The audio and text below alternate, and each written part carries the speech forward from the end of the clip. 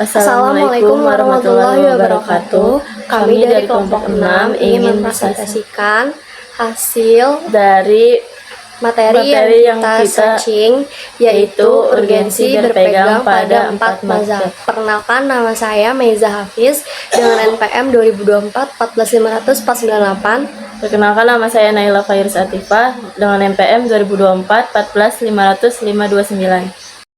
Langsung saja kita masuk ke slide pertama, abstrak. Berpegang pada 4 mazhab, Hanafi, Maliki, Syafi'i, dan Hanbali. Inilah salah satu praktik hukum Islam yang telah diterima luas oleh umat Islam. Urgensi berpegang pada mazhab-mazhab ini terletak pada beberapa faktor penting, yaitu pedoman ibadah, terpeliharanya keutuhan umat, kualitas ijtihad para imam, dan perlindungan dari kesalahpahaman dalam memahami hukum Islam. Keempat mazhab ini ditetapkan berdasarkan Al-Quran dan hadis, sehingga menjadi sumber hukum yang sah bagi umat Islam di setiap mazhab. Setiap mazhab memiliki ciri khas tersendiri. Misalnya, mazhab Hanafi menggunakan kias akal karena kekurangan hadis yang sampai ke Irak saat itu. Sedangkan mazhab Maliki lebih mengutamakan hadis karena penghormatan tinggi kepada ahli Madinah. Berpegang pada satu mazhab dapat membantu menjaga kesatuan di antara umat Islam. Meskipun terdapat perbedaan dalam penafsiran hukum, namun semua mazhab ini didasarkan pada prinsip-prinsip Al-Quran dan hadis, sehingga tidak saling bertentangan secara fundamental.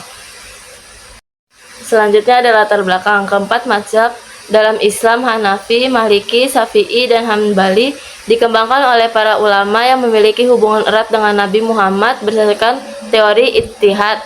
Para imam pendiri mazhab telah memenuhi syarat sebagai mujtahid.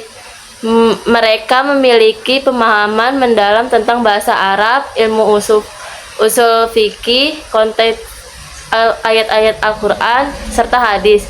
Ini membantu mencegah penyebaran paham-paham yang tidak sesuai dengan ajaran Islam. NU telah mengambil keputusan untuk menganut 4 mazhab tersebut demi memperoleh ridho, rahmat, dan karunia Allah Subhanahu wa Ta'ala.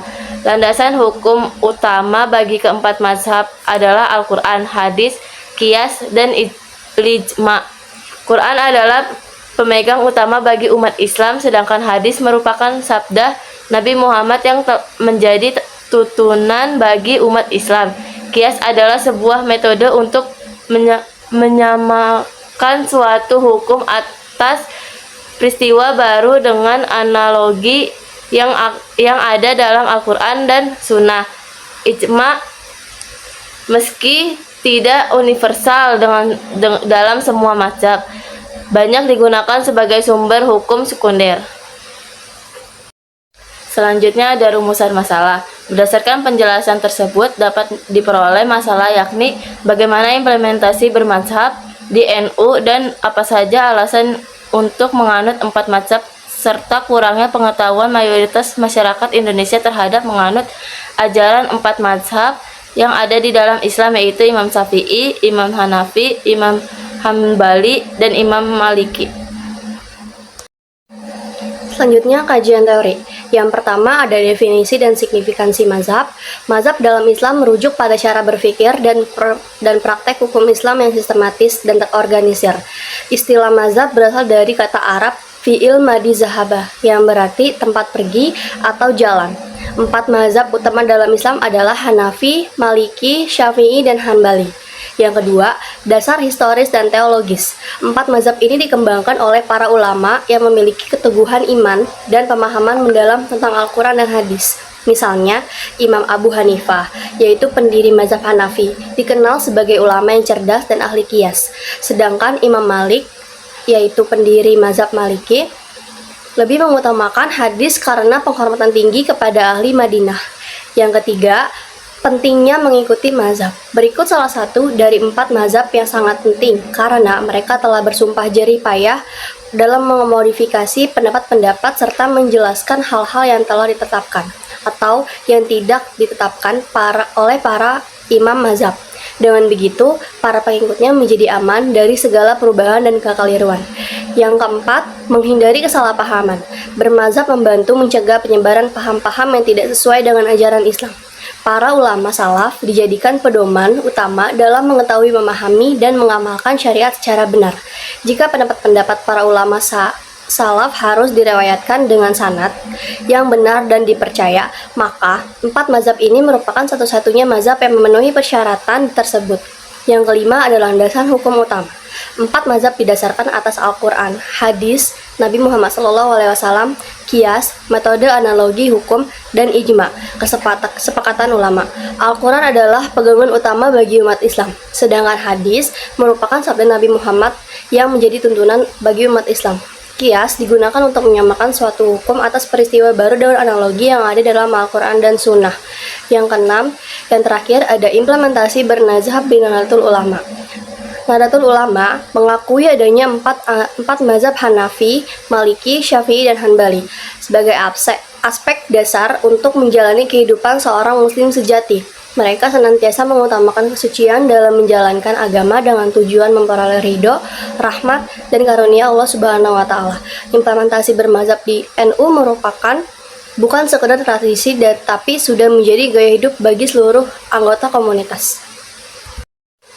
Selanjutnya ada metodologi. Makalah ini merupakan hasil penelitian dengan analisis teks, yaitu analisis terhadap sumber-sumber primer seperti Al-Quran dan hadis. Menjadi bagian penting dalam metodologi ini. Proses istinbat dilakukan untuk memahami konteks dan makna dari teks-teks tersebut.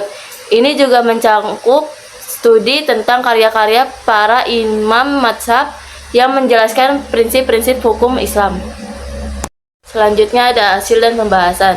Berdasarkan penelitian, terdapat beberapa alasan mendasar mengapa berpegang pada 4 mazhab sangat penting. Yang pertama, kemasalahan umat. Mengikuti salah satu dari 4 mazhab yang dianggap membawa kemasalahan besar bagi umat Islam. Hal ini karena mazhab-mazhab tersebut telah teruji dan memiliki sanad mata rantai yang jelas dalam setiap pendapatnya, sehingga dapat diandalkan dalam menjalankan syariat.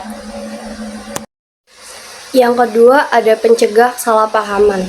Dalam konteks modern, banyak pemahaman baru yang muncul yang tidak sesuai dengan ajaran Islam. Berikut 4 mazhab membantu umat Islam terhindar dari kesalahpahaman dan penyimpangan dalam memahami hukum Islam.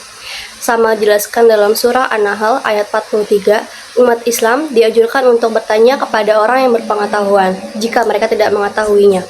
Yang ketiga ada stabilitas sosial keagamaan. Berpegang pada satu mazhab dapat menjaga stabilitas dalam praktik keagamaan. Dalam komunitas NU, misalnya, keempat mazhab telah menjadi bagian dari gaya hidup dan identitas keagamaan mereka, sehingga menciptakan kesatuan di antara pengikutnya. Berikutnya rekomendasi. Salah satu dari 4 mazhab yang dianggap sebagai kewajiban bagi umat Islam karena para pendiri mazhab ini memenuhi syarat sebagai mujtahid yang memiliki pemahaman mendalam tentang Al-Quran dan hadis. Hal ini memberikan jaminan bahwa hukum yang diambil berdasarkan fakta adalah sah dan dapat dipertanggungjawabkan. Kita masuk pembahasan yang terakhir, yaitu ada penutup. Yang pertama ada kesimpulan. Dari penjelasan di atas dapat disimpulkan bahwa berpegang pada 4 mazhab bukan sekedar tradisi, namun merupakan langkah penting untuk menjaga keutuhan pemahaman hukum Islam di kalangan umat Islam. Dengan mengikuti ajaran para ulama yang berkompeten, umat Islam dapat menjalani kehidupan beragama dengan lebih terarah dan sesuai dengan prinsip-prinsip Al-Quran dan hadis. Mengikuti salah satu dari 4 mazhab membantu mencegah kesalahpahaman dalam memahami hukum Islam.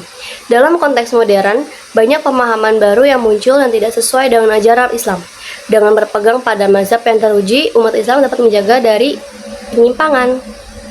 Dan yang terakhir ada saran. Perlu memberikan informasi yang mendalam lagi terhadap berpegang pada 4 mazhab, membantu memahami kesalahpahaman dalam memahami hukum Islam.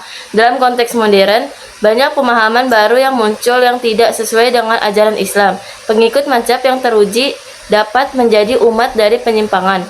Demikian penelitian di atas yang tepat dalam rangka mencapai suatu pemahaman agar kehidupan harmonis bermasyarakat tetap terjaga.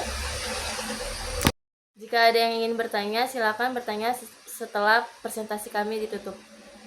Sekian dari presentasi kami. Kurang lebihnya mohon maaf. Wassalamualaikum warahmatullahi wabarakatuh.